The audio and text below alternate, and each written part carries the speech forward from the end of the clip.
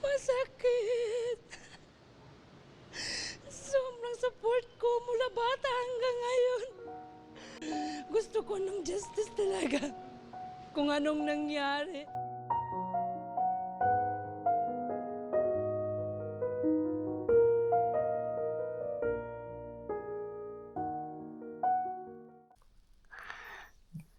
Good morning, fam. You say good morning, fam.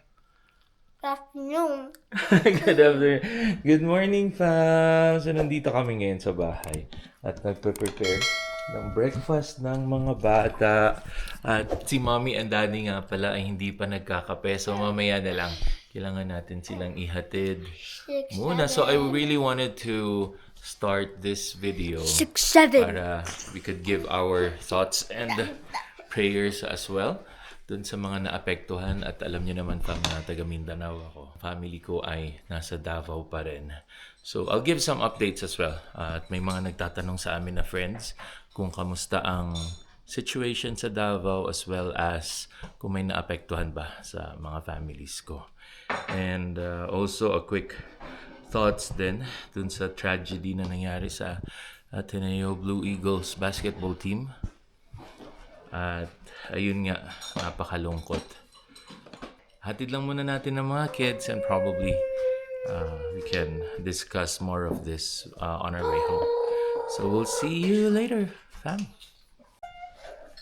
And then nga pala, my daughter's favorite breakfast is, what is that? What is that, Lian? You tell them. What is that? Waffle. Waffle with? Chocolate. Waffle with... Na, na, na, na, na. Waffle with Nutella, fam. So, thankful din kami, fam, na wala silang allergies. Alam niyo naman dito sa Canada, and I'm also wondering why, pero madaming mga bata ang may allergies with nuts and other causes of allergies. So, siguro ganun talaga pag first world country. Nag-iiba ang genes natin. Kasi naman, di ba, sa Pilipinas may... Parang konting-konti lang yung kilala kong may allergies ng nuts sa Pinas. So, siguro there would be some factors in the environment that could be a good research and a good discussion that we could have for another day. So, hatid na natin ang mga bata. Nakapag-office na actually ang daddy. Nakapag-stand-up meeting na ako. So, I'll see you guys later. And the Alva fam bams going to school now.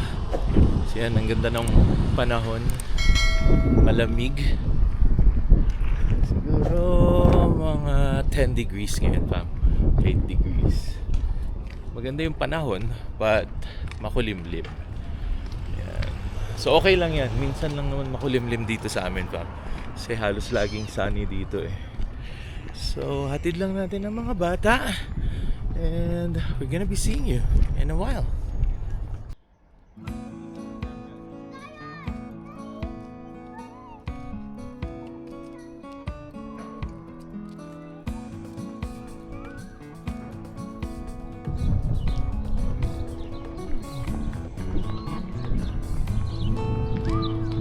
You're tired?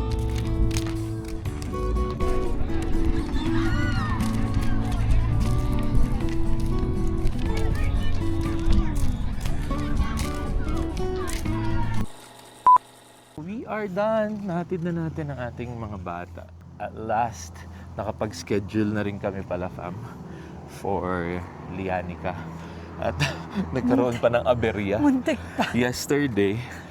Kaya kami sobrang busy kasi muntik pa namin talagang ma-miss ang reservation and interview ni Lianica Meet sa and school. greet with the principal. Kasi dito, fam, sa Canada, if you guys don't know, and dun sa mga gustong pumunta or nandito na at i-enroll pa lang ang kanilang mga anak, kailangan makita ng principal and meron silang interviewer din na kailangan kausapin yung bata. So siguro ina-assess nila if she knows how to read, she knows how to speak, yung basics lang, kasi basic questions lang naman, like Saka the name, parang- birthday, and then ina-assess siguro din nila yung demeanor ng bata. And of course, if 100% kung ano yung sinasabi mo ay totoo. So, mga ganong aspect. So, hindi na namin babanggitin yung iba Kasi medyo sensitive. Kung kakarating nyo lang, you need to start looking for the school kasi maya-maya ay magko-close na ang reservation or magko-close na ang intake ng mga schools dito. Again, what I've said kanina, madaming mga friends na nagtatanong sa amin from the Philippines, from Australia, kung kamusta daw ang aking family dyan sa Singapore. Davao. They're doing great. I'm not sure kung yung isang business ni Daddy ay affected kasi hindi ko pa sila nakakausap ng matagal, fam. Na-busy din kasi sila Kasi ngayon. busy din sila. Pero for sure, may mga damage siguro yung isang building ni Daddy na minor. So, we'll see kung ano talaga yung assessment nila. Pero so far naman, wala namang kaming narinig from them. Walang emergency. Walang nasaktan. Yeah, walang nasaktan. Although, ilang oras ba ang Davao sa Jansan? Kasi And, Jansan that's talaga 3 yung... hours. So, ang Jansan talaga. magnitude talaga or ang center nung damage is General Santos City. Yeah. And 3 hours away from Davao City. Pero ramdam na ramdam yun for sure. Yeah. Kasi ang lakas ng lindol, parang 7.8 or 8.8. So far, okay naman yung direct family ko. Pero yung sa mga pinsa namin and uncles, ayun yung may mga property sila na nasunog. Kasi old na ang mga wirings. Nasa isang main street yun ng Davao. So, I saw a video na parang in a sense nagko-compile. So, ayan. Ito yung mga videos na na-compile ko so far. We don't intend to copyright out dun sa mga nag-video na posted in social media and YouTube as well. So, let me show you here para isahang video at isahang nood na lang. Grabe yung damage nung sa Jollibee and all. Yeah. Pero medyo yun yung shocking talaga for me. Pero there you go, fam!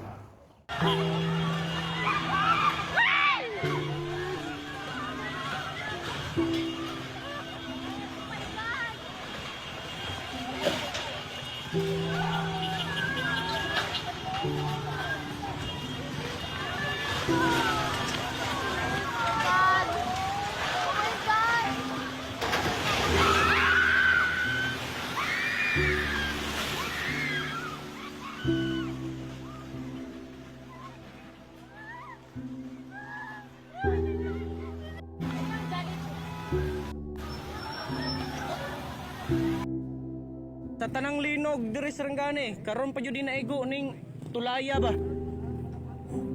Hugmak ang tulay diri sa Tapon. Saglan sa Rangane province ni Barangay Tapon, Sumpay Jalaya.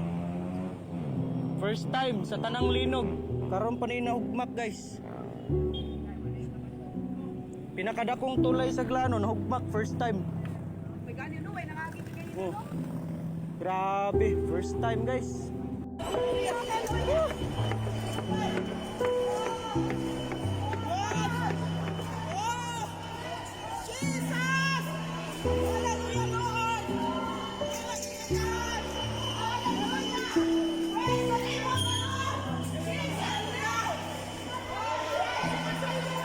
Grabe ang damage talaga sa General Santos City. Nakita nyo naman, may bridge doon na gumuho.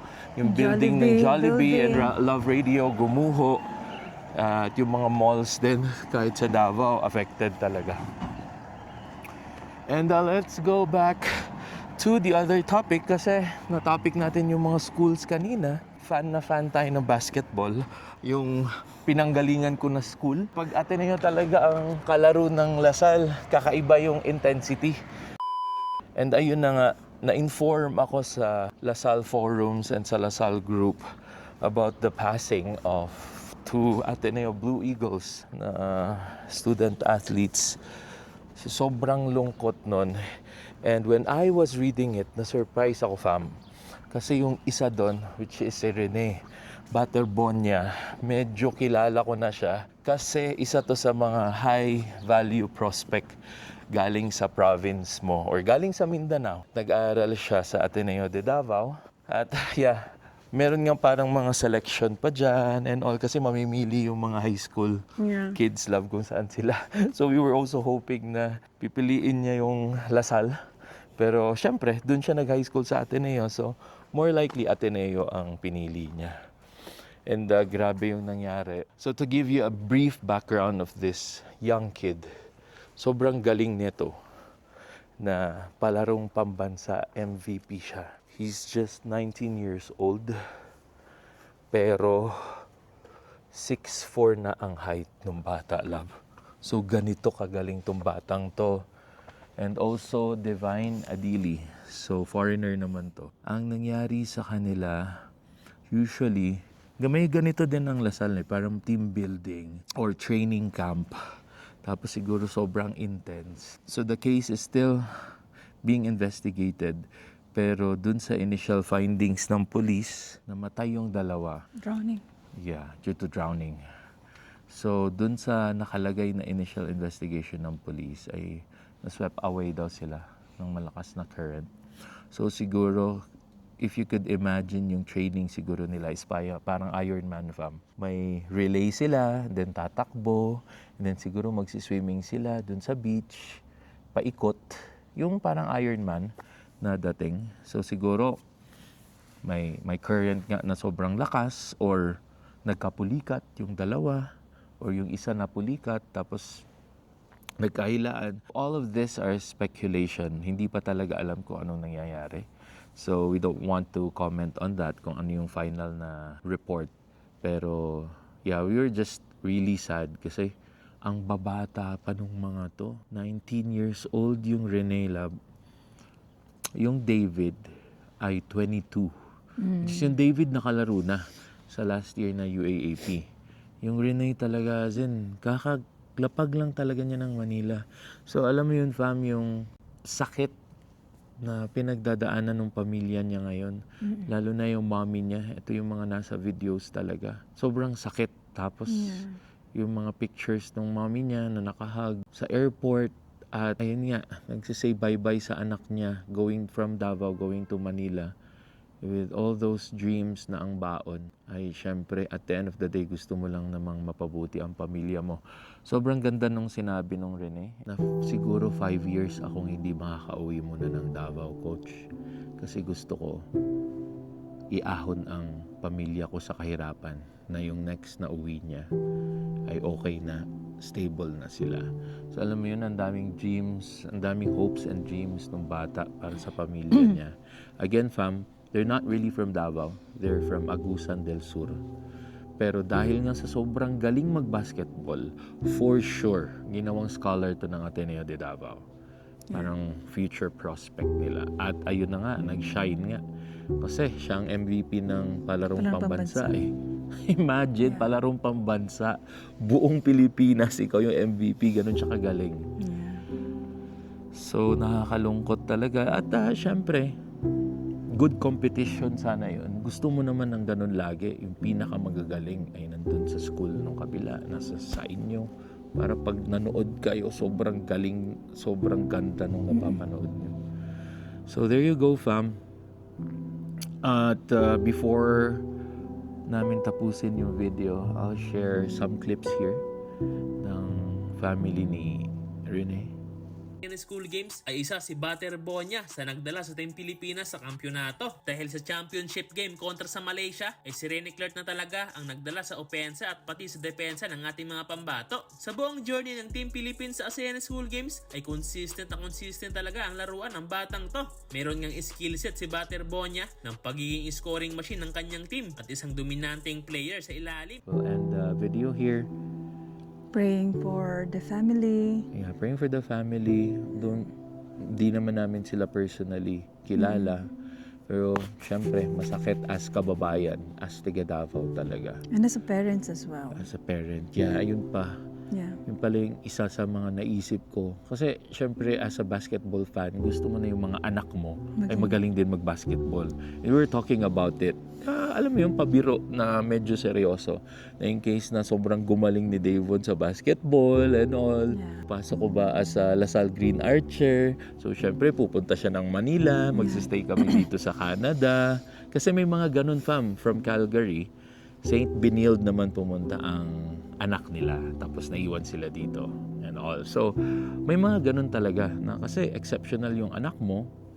It's either dito mo siya papabasketball or gusto mo ng free tuition, in a good school, free allowance, pwedeng mag-PBA, di ba? Isasend mo siya sa Pilipinas. So, yun yung parang isang nag-hit sa akin na, oh gosh, paano kaya to?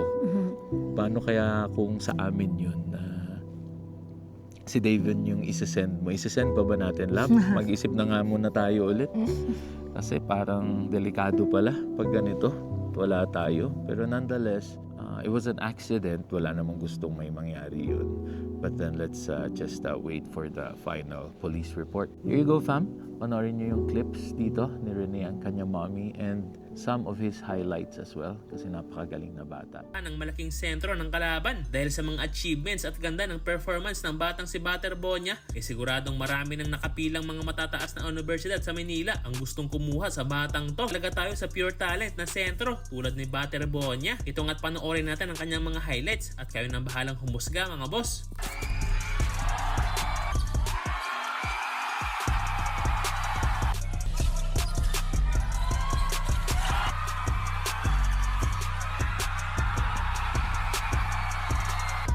Lock mo na!